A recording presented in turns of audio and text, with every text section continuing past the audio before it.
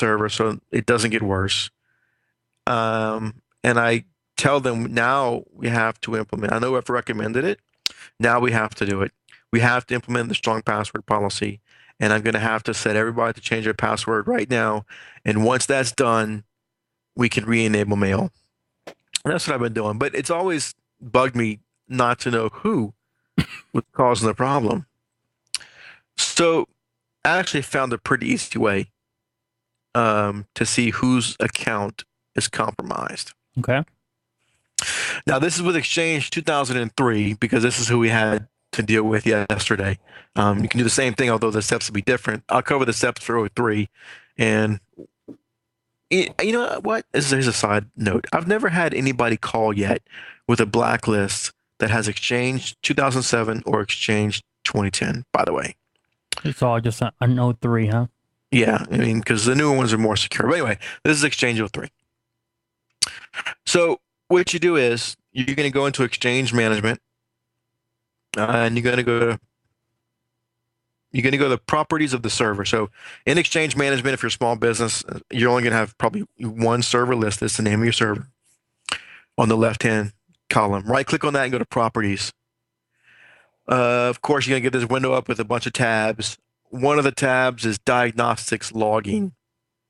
Now, it's important to know this Diagnostics Logging is used for a lot of troubleshooting with Exchange. This thing can do a lot of good if you learn how to use this logging features in Exchange if there's problems. But anyway, click on Diagnostic Logging. There's going to be one on the left and the right. On the left, you're looking for the category MS Exchange Transport. Click on that. Now on the right panel, you're going to see some categories. The two that we're looking for is SMTP protocol. It's going to be set to none. Click it, change it to maximum. And authentication. It's going to be on none. Change it to maximum. Save those. And now what you're going to see is anybody who's authenticating from out of the network is going to show up an event ID in the application log, I think. Event ID 1708. So you just look for it, and it should be a whole bunch of them. And it's more than likely going to be the same user over and over and over and over again. Look for the event ID 1708. Look at the user who's authenticating. You got your culprit right there. So right away, now you don't, it's up to you. Personally, I don't tell them, I might tell them who it is later on, but I'll tell them for now, we need everybody's password changed. So it's a good way to get the strong passwords enforced. Yeah. And then later on, you can tell them, look, I found out it was this person, and he changed his password now, so now we're good. So that's how you find the user quickly, because without knowing the user quickly, you have to change all the passwords because you don't know who it is. So with this one, it's a quick way to find it. And also, I also go check the option to, and I know I've covered it before. There's an option basically where you can't authenticate from outside the network. Just turn that off. You don't need it because you shouldn't. And what that means is, let's say you're using a POP account when really you should be using Exchange. If you have Exchange, you should be using Outlook Anywhere, not POP. So where that authentication comes in is somebody might have POP with the incoming mail server and the outgoing mail server of the Exchange server, and you don't. At least I never do that. If they have Outlook, it's going to be through Outlook Anywhere, through Exchange. It's not going to be authenticating that way.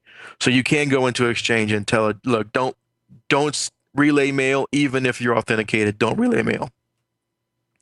But this server was not set that way. So, and as you stated before in the past, once you're blacklisted, it's not the easiest thing, but it's not the most difficult thing to get removed. But that's your one kind of free pass after that.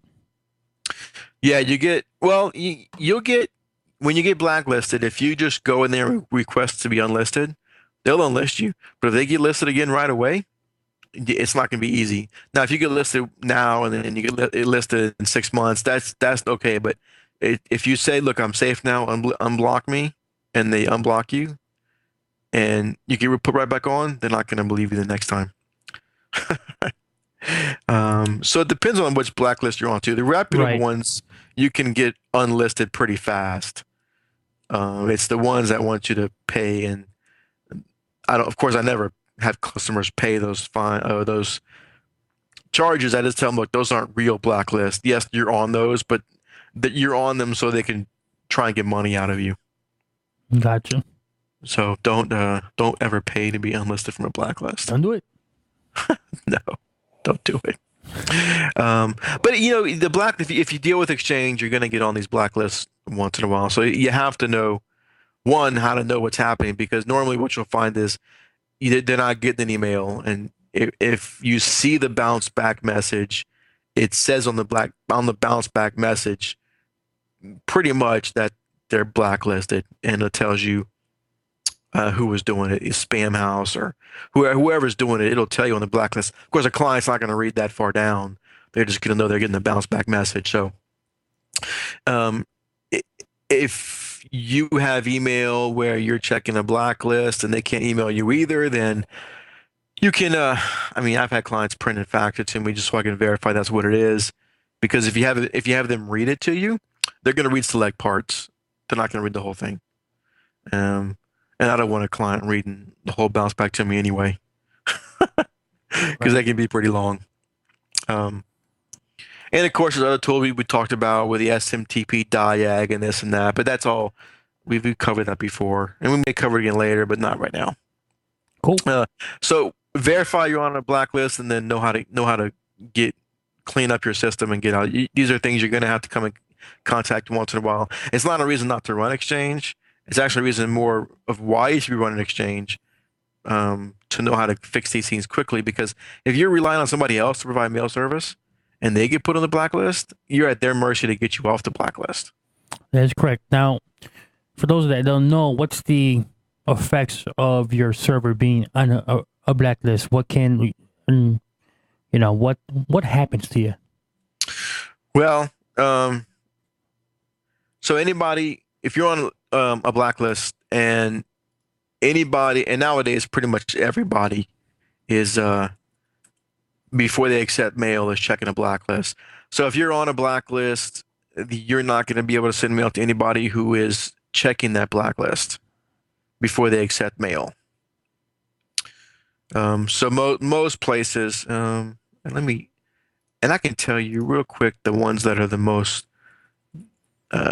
ones that are most common that I see that are reputable. Yeah, because there are tons of blacklists on there, but I know that there's a top few that you really want to be concerned about. Yeah, and that's because I've had people have issues, and they're on blacklist for a long time, but they were on some weird one. Of course, AT&T maintains their own, so if you go to MX Toolbox, you may not see a list of there. Google maintains their own, so those aren't going to show up on like MX Toolbox, but the most popular ones will. And I'm looking up. So the ones that we see the most are, you got Spam House, and the other one I see is a CBL. I think they renamed it Casa-CBL. Let me see if that's still the same one.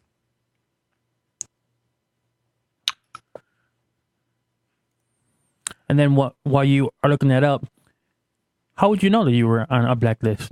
Does a client call you up and say, "Hey, do you get an email alert or what?" Yeah, you're gonna get a call that they can't email. And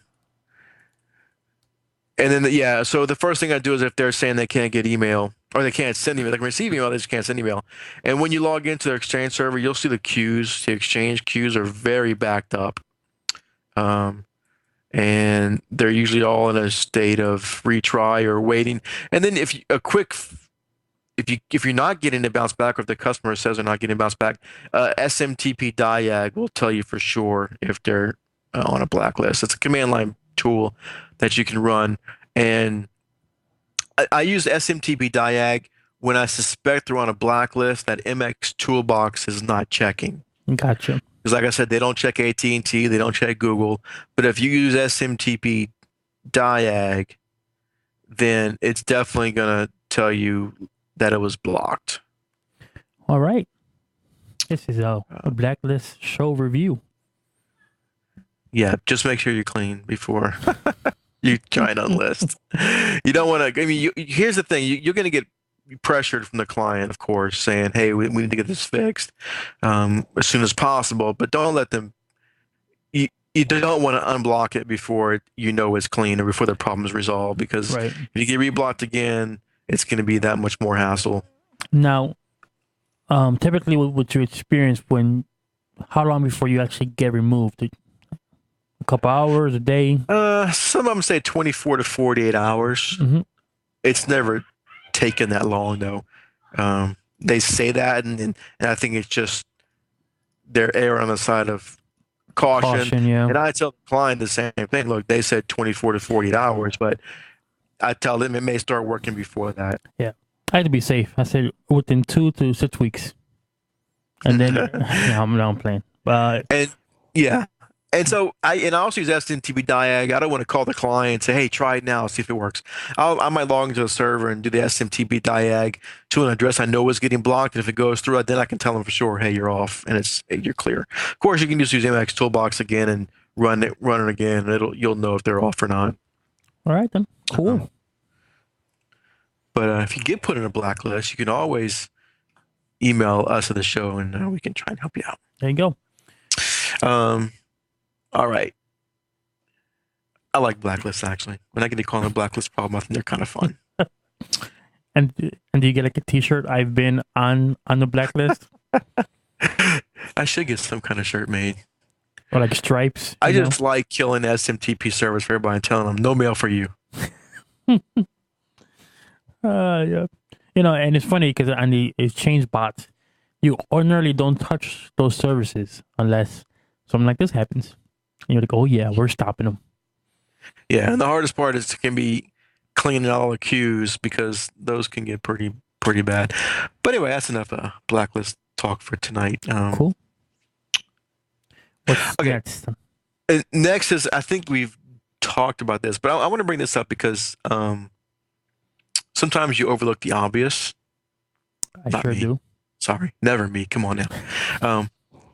Okay, so a client calls, and let's not forget, the client descriptions are usually not very accurate. Okay. She calls and she complains that she's been having a problem for a couple of weeks. Certain websites she can't get on at all. Some are partially displayed. And when she goes, the reason she's trying to go to these sites is she's trying to print a report, these PDF reports. So, and then she goes, and when I finally get on the page, it works once in a while, doesn't work sometimes, whatever. When I go to hit print, the print dialog box takes forever to open. So that's her description. Now, of course, I ask her while I'm doing a remote session to her computer, I'm talking to her, and I'm asking her, so you're only noticing this when you're on the web? She goes, yeah. So right now you can open up a local PDF and hit file print, and that works fine? She says, yes. I said, okay. I said, problems printing anything else? No. I said, you have problems printing anything else on the internet? No. Okay, so everything you've tested, it's just PDFs from the websites? Yes. Okay, great. So I show her, the first thing when I connect remotely, show me what you're doing. Let me see it. So she demonstrates it, sure enough, web page doesn't open up correctly. Some pages fine, some pages not. So, of course, easy reset Internet Explorer settings back to default, right? Okay. Kills all the add-ins, kills this and that. Then everything works fine. Okay, great. So that's done. You can get to all the websites now. So let's look at the printing issue. And of course, she said, "Oh, the printing should work fine now because I think it was all related." I said, "Well, let's just make sure." I said, I doubt they're related, but let's just check. And sure enough, same thing. She opens the PDF file fine, but file print took like 30 seconds to open the print dialog box. Now will it actually print, or that's just how long it takes to open up the dialog box? That's how long it takes to open the dialog box. Okay. And then after that, you hit print, and it prints fine. Okay. I said, okay, so let's say it. So just as a quick fix, quick test, let me save this PDF file to the desktop, and then we'll try it from there.